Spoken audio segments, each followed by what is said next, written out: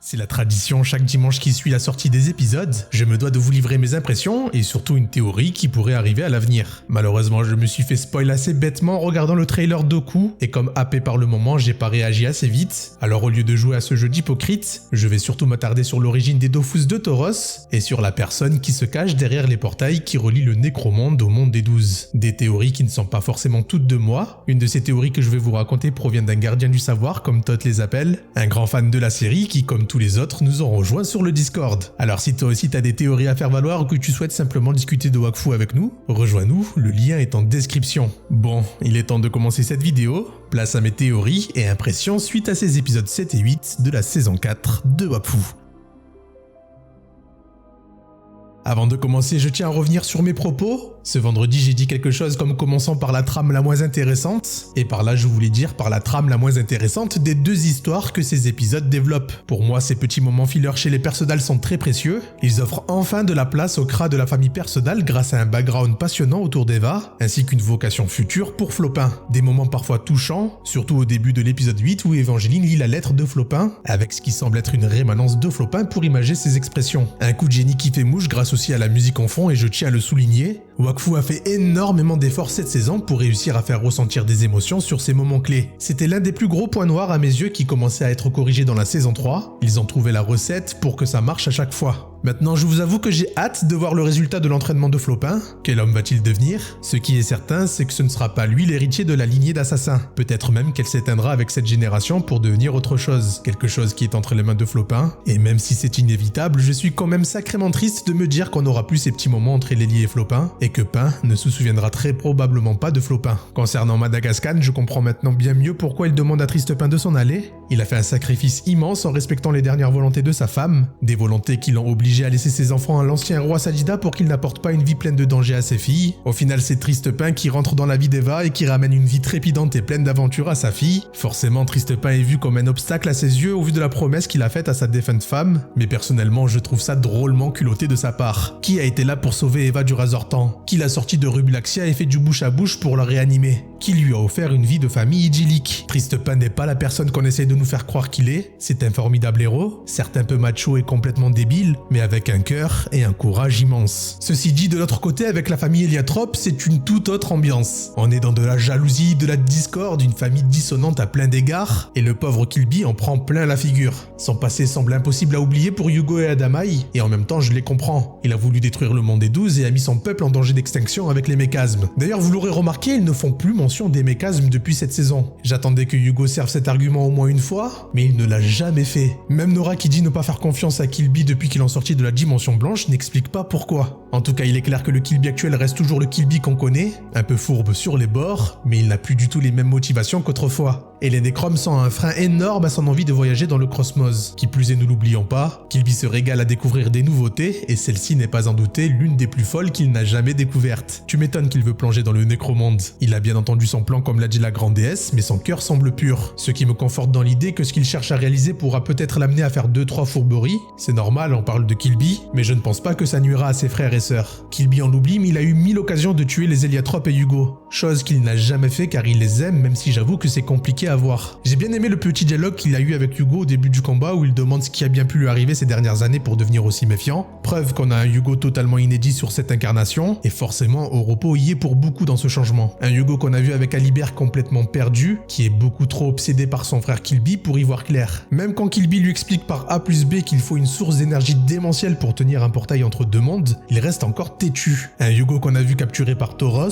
ce qui n'augure rien de bon pour notre héros qui risque de se faire sauvagement torturer par les Necrom la semaine prochaine. Concernant Nora, on apprend petit à petit à la connaître et j'avoue que je commence à m'y attacher. C'est vraiment la grande sœur de Hugo que j'aime voir dans ces épisodes. Elle aide Hugo dans ses prises de position et j'ai l'impression qu'elle commence à beaucoup s'attacher à lui, bien plus qu'elle ne l'aurait imaginé. Le moment où elle explique son passage dans le Nécromonde avec son frère Ephraim, c'était un pur délice. Un moment dans lequel j'aurais aimé que le temps se suspende pour profiter encore et encore. La musique, la narration et l'intérêt de ce qu'elle nous racontait étaient si passionnants que l'espace d'un instant, je me suis vu retomber en enfance devant un conte pour enfants. Au passage, on comprend avec cette séquence que Nora a quand même quelques milliers d'années au compteur. Faudra vraiment qu'elle nous explique sa skincare routine car elle semble encore toute jeune. C'est à se demander combien d'années il faut pour un Eliatrope issu d'un Dofus pour vieillir. Ephraim, quant à lui, avait un vrai flot de dragons des mythologies chinoises quand il était vivant, quelque chose que je regrette parce que sa version humanoïde est vraiment vraiment moins impressionnante. D'ailleurs, en parlant de ça, notre pauvre Nora a des soucis avec Ephraim qui semble la tourmenter au point qu'elle ait des hallucinations de lui. Autrement que dire, l'animation est passée à un step supérieur, quasiment plus aucun plan réutilisé de vraiment marquant, et au-delà de ça, on a droit à des combats qui commencent à devenir vraiment palpitants, en commençant par la confrontation entre Hugo et Killby, pour finir avec le climax avec Tauros. C'était tout simplement génial. Et mieux encore, nous sommes qu'à l'épisode 8. C'est dire le potentiel des futurs combats qui ne seront à ne pas en douter à couper le souffle. Je voulais absolument souligner aussi les musiques que je trouve sublimes. Très souvent c'est des reprises des anciennes OST de la série, mais chaque fois ça rend les scènes tellement plus intenses. Un vrai bonbon, et je sais qui se cache derrière ces chefs-d'œuvre. Du coup merci Peach, nos oreilles te disent merci pour ces délices. Bon, venons-en finalement à ce qui vous intéresse le plus, à savoir les théories. J'ai pu voir dans les commentaires que vous étiez encore énormément à croire que c'était Ephraim ou encore Nora directement qui semble être derrière les portails reliant le Necromonde au monde des 12. Alors oui, ça nous est pas dit explicitement, et surtout il nous rabâche tout du long que c'est un héliatrope malade qui est à l'origine de ces portails à cause des nervures de stasis à l'intérieur d'elle, mais voilà ce que je pense. Killby nous explique, et il a bien raison de le souligner, qu'il faut impérativement une source d'énergie colossale pour tenir ces portails. Seul Adamai et ses 6 Dofus ou la grande déesse pourraient avoir assez d'énergie pour tenir ça. Une analyse excluant alors d'office Nora et Killby n'ayant rien pour les boosts. Toutefois, lorsqu'ils arrivent dans le Necromonde, ils tombent face à Tauros, et quand ils veulent revenir en arrière, Tauros semble recourir au pouvoir de l'un de ses Dofus pour fermer le portail et surélever la plateforme sur laquelle ils sont. Vous l'aurez compris, pour moi il y a un troisième choix possible, Tauros,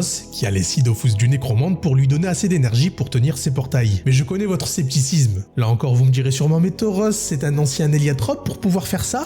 Non, je ne crois pas au vu de son accoutrement et de ses armes qui indiquent que c'était un Yop autrefois. Mais ce que vous semblez oublier, c'est qu'il a mangé une partie de la grande déesse, et donc forcément de son pouvoir de téléportation. Ce qui les rend insensibles d'ailleurs à la téléportation forcée que la grande déesse est capable de faire. Un pouvoir couplé à ses capacités de nécrome qui explique les nervures de stasis à l'intérieur d'elle. Il nous reste quand même une interrogation, pourquoi ces portails sont carrés comme ceux de Nora ? De là j'ai plusieurs hypothèses, mais la principale que je défends c'est que comme Ephraim a été néchromisé, Tauros a alors gagné la capacité spéciale qui l'unit à Nora. Et c'est grâce à ça qu'il est capable de faire les portails de Nora. Un lien qui petit à petit la rend folle, croyant voir Ephraim sur le Necromonde alors qu'il est sur le monde des 12. Tauros qui semble d'ailleurs capable de voler d'autres capacités expliquant ses yeux laser de stasis et ses structures de stasis dans l'espace qui sont très loin d'être les capacités d'un Yop. En résumé, Tauros a le pouvoir nécessaire grâce à ses 6 Dofus, il a absorbé une partie des pouvoirs de la grande déesse et il tient Ephraim parmi ses esclaves et donc par conséquent, le lien spécial l'unissant à Nora. Le tout donnant à Tauros la capacité de faire les portails de Nora grâce à Ephraim et surtout grâce à ses capacités immenses. Pour moi c'est la seule explication logique car ni Nora ni Ephraim n'ont le pouvoir nécessaire pour directement réaliser cet exploit. Mais qui sait, peut-être que je me trompe.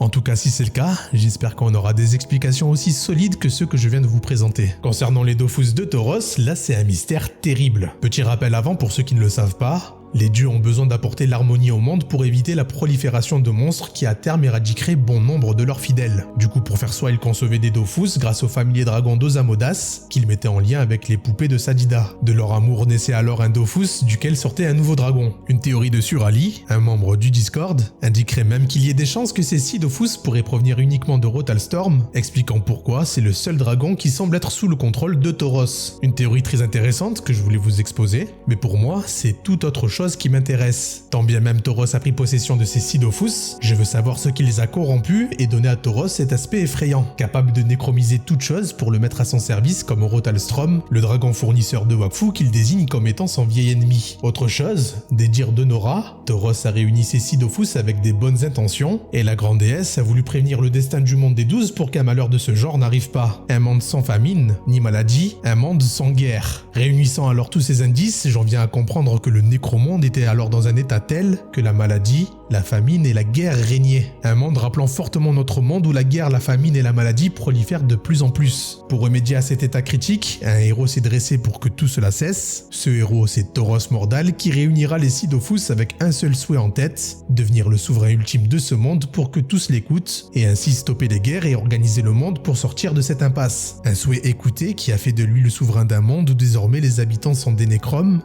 esclaves de ses ordres ordre, des nécromes capables de se nourrir avec une énergie simple à trouver, le Wakfu, qui devait alors abonder sur le nécromant d'autrefois au vu de l'image du château qu'on voit derrière Tauros, avec la décharge de Wakfu de Rotalstorm. Des nécromes qui effectivement ne connaissent pas la mort, ni la maladie, mais seulement une envie insatiable de dévorer du Wakfu au point de décimer la moindre parcelle de vie qu'il pourrait y avoir sur ce monde. Un souhait macabre qui va changer la nature des Dofus en même temps que l'apparence de Tauros, un héros qui a effectivement éradiqué toute guerre, toute maladie, toute famine de ce monde, mais à quel prix ?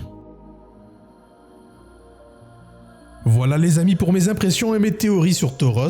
Je ne sais pas ce que vous en pensez, mais personnellement grâce au spoil que je me suis pris, je me suis contraint et j'ai pensé alors à des théories qui sont à ce jour mes préférées. Si jamais vous en avez vous aussi, n'hésitez pas à me les partager, je suis preneur. Et maintenant je pense que vous connaissez la chanson, je m'en vais me reposer, c'était Zaki. Pour vous servir, ciao.